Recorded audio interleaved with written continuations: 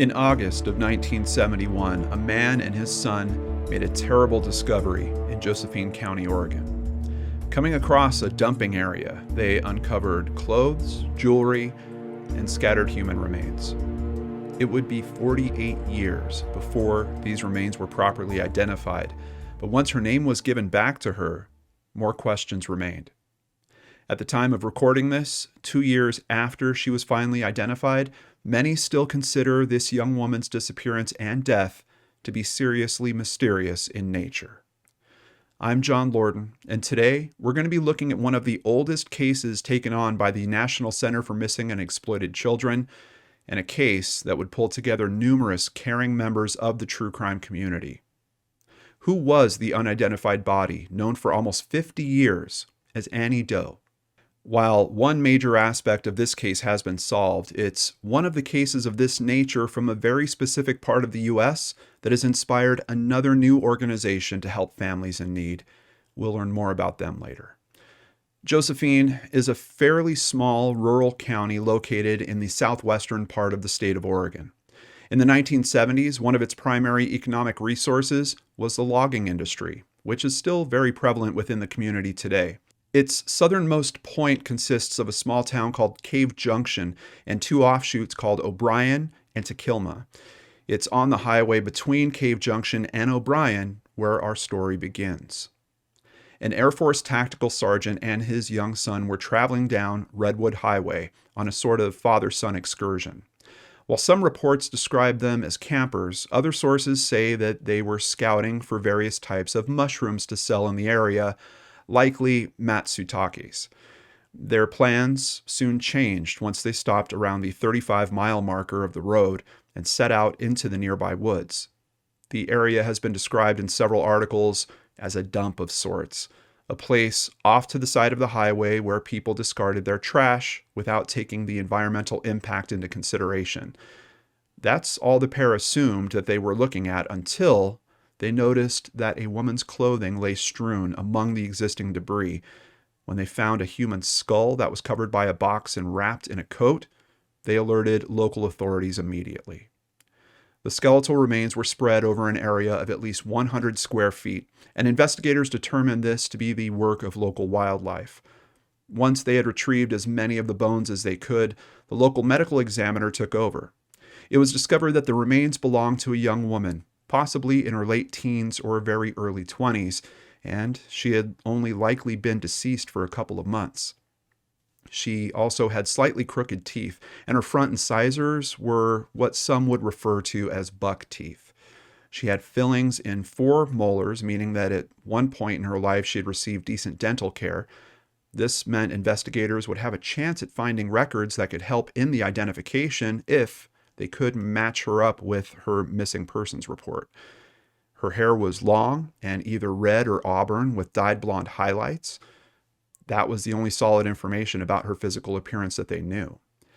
Due to how scattered her remains had been, her height range was listed as being somewhere between 5'2" to 5'9", although it was later averaged out at around 5'4" tall, and her weight, basically a guesstimate of around 125 pounds, mostly based on the clothing that was found with her.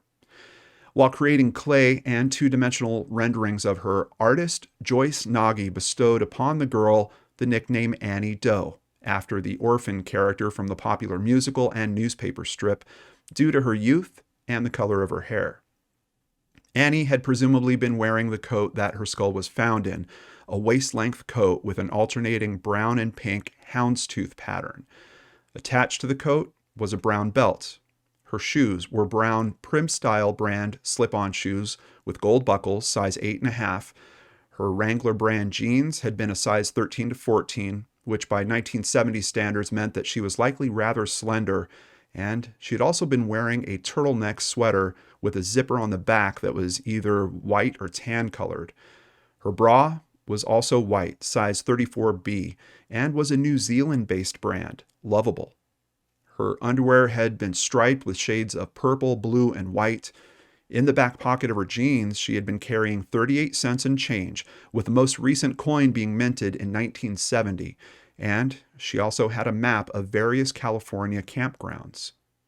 Also discovered with Annie were two unique pieces of jewelry: a sterling silver ring that was described as a friendship band, and the letters MH were stamped into it. The friendship band was also a design that could be used as an engagement or promise ring. There was also a silver braided ring with a mother of pearl stone, the letters AL scratched into it. It's also worth noting that a hunting knife with blood on it was found with her remains, but when the blood was tested, it was discovered to be deer blood. Whether or not this knife had anything to do with Annie's death, or even if it was the item actually responsible for her death, was undetermined. Her death was, and is still labeled, a possible homicide. Investigators were stumped. There were no local missing persons reports that fit this girl's description, and nobody in the Josephine County area remembered seeing somebody like her around in the months before she was discovered. Her clothing style was also somewhat unusual for such a rural place, so it's likely that she would have stuck out had she spent any considerable time in the area. The working theory, mostly due to the map in her pocket, was that she had possibly been on a sightseeing trip with her family or friends when something went awry. Throughout the next 48 years, many different attempts would be made to determine the identity of Annie Doe. Several renderings and composites were created by various artists, each just slightly different than the other, all sharing the reddish hair and slightly askew teeth. Investigators kept an eye out, hoping that a missing persons case would land on their desks that matched her description, but there really wasn't much else that they could do. Josephine County isn't a sprawling metropolis area with a large police force, and their local sheriff's office doesn't even have a cold case unit. Police were incredibly limited in what they could accomplish with this case, and as the years went on, many were left wondering if Annie Doe's true identity would ever be uncovered. In 2016, the National Center for Missing and Exploited Children produced several videos on Annie Doe, and her remains underwent isotope testing in an attempt to figure out where she had been prior to being discovered in Oregon. These tests, though not always accurate, can give scientists a general idea of where a person has been recently through isotopes left in the body from food and water. Quote, "It's really revolutionary, the types of things that we can do now that weren't available in 1971, 1981, even in 1991, said Nikki Vance, the forensic anthropologist for the Oregon State Police, in one of those NCMEC videos. For the first time in decades, investigators finally had something that they could call a lead in the case. Annie's isotopes showed that she had possibly been from the northeastern part of the United States, possibly the Great Lakes region, and she had traveled from the northeast to northwest portion of the country in the years leading up to her death. After this information was revealed, a small beacon of hope seemed to shine. Detectives and armchair sleuths alike would scour older missing persons reports from the Northeast for quite a while, hoping desperately that one of them would be a match. Ken Selig, who retired from the Josephine County Sheriff's Office in 2012 after working with them for 30 years, was one of the loudest voices in Annie's case. After his retirement, he soon realized that the financial limitations of the Josephine County Sheriff's Office meant that they would need additional help from the community. So he created a group of citizens called the North Valley Community Watch Program. The aim of this program was to respond to calls that came into local law enforcement agencies that couldn't be attended to due to budget restraints.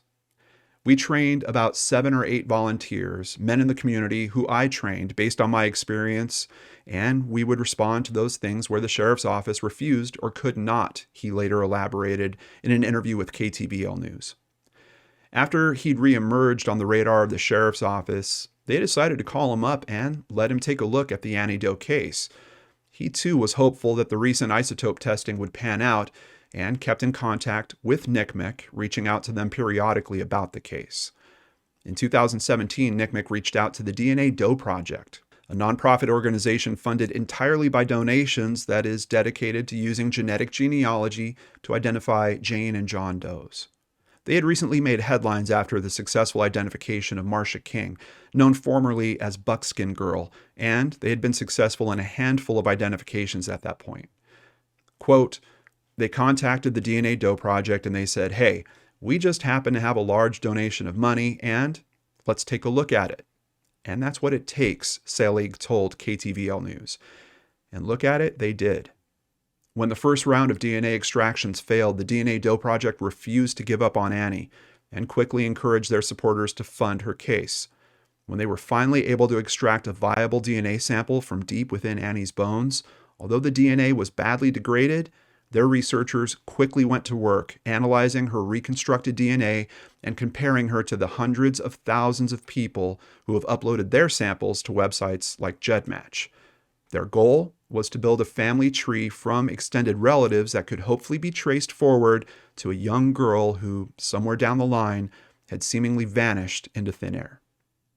Many of the people who had been tracking Annie's case waited with bated breath for researchers to construct the family tree that would help lead to her identity, but the DNA Doe Project hit a bit of a snag. The majority of the distant relatives that they were finding were overseas, specifically in the United Kingdom and New Zealand. A few of Annie's more closely matched relatives could be tracked back to a couple from the Canterbury area. Genetic genealogist Colleen Fitzpatrick posited that Annie could be descended from this couple, or a relative of hers could have been related to them in some way. Another co-founder, Margaret Press, revealed that one of the couple's great-grandchildren shared DNA with Annie, although it was only enough to be considered a fourth cousin match at best. The case, being international, might make sense considering that Annie had been wearing an undergarment made by a New Zealand-based company, and no missing persons reports were found that matched her in the United States. Could she have been overseas on a holiday of sorts when she was killed? This was something that hadn't been considered before, but it was certainly something that was worth thinking about. For months, message boards like Web Sleuths and Reddit were ablaze with this new theory, or theories that were adjacent to it, until finally the answer that everyone had been waiting for came to light. It took many months and a lot of research, but ultimately it was one woman's simple curiosity about genealogy that led researchers to the true identity of Annie Doe. Known only in articles as Elizabeth, this woman had uploaded her DNA to GEDmatch and created her family tree, listing a mysterious half-aunt on her mother's side who had disappeared in 1971 when she was just a teenager. Could this girl finally be the missing link in this investigation? After making contact with the family, Ken Selig swiftly traveled to Washington to get a DNA sample from one of this missing girl's relatives, an older sister named Virginia. While he was there, he spoke with Virginia in order to get a clearer picture of the girl who might be Annie Doe and the circumstances that brought her all the way to Southern Oregon. Within a matter of weeks, in March of 2019, the results came in. It was a match. Annie Doe was given her name back, and surprisingly, Joyce Nagy had gotten it half right all along. Annie Doe's real name was actually Anne Marie Lehman, and those close to her often called her Annie. Annie's mother, Norma Hull, had emigrated to the United States from England, explaining why so many of her DNA matches were from that region. Annie herself grew up in the Aberdeen and Grays Harbor areas of Washington. From what Ken Selig could piece together, her father, Albert, drank often, and when he drank, he could be rather cruel. The only photograph of her to surface online is a school photograph that shows a young girl with dark hair, dark eyes, and a small smile. Some people have even remarked that her eyes look lonely. It seemed that Annie's childhood had not been a very happy one, and when the chance arose to leave her old life behind and start fresh, she seized the opportunity. When her sister Virginia came home one day, she found her younger sister packing her bags. When she asked Annie where she was going, Annie gestured to an older woman who was in their home and simply said, "with her." It's unclear as to whether or not Annie was ever formally reported missing, or how she actually ended up in the Josephine County area. When a family member later succeeded in tracking down the woman that she had left with, it was revealed that Annie had possibly been sold into the sex trade in the San Francisco area. There was talk of a man in the McCleary area of Washington who may have been an associate of the woman, but nothing solid to go on there. Annie's family simply had to go on without her, with the pain of her disappearance lingering in the back of their minds. Her parents divorced, and her mother remarried, giving birth to a daughter who would never get to know her half-sister and who passed on as a young mother herself in the year 2000. Norma and Albert eventually passed away in the 1990s, never finding out where Annie had gone, and her younger brother Albert also passed away in 2004. Virginia, one of the last known people to see Annie alive, is one of the only living relatives who still carries Annie in her memory. The revelation that Annie Doe was Anne Marie Lehman brought with it a slew of unanswered questions that seem incredibly daunting at first glance. Who did Annie leave with? Was she actually trafficked? Did she ever actually make it to California, or did her journey stop in Southern Oregon? Was her death a homicide like investigators suspect? Could it have been some type of accident?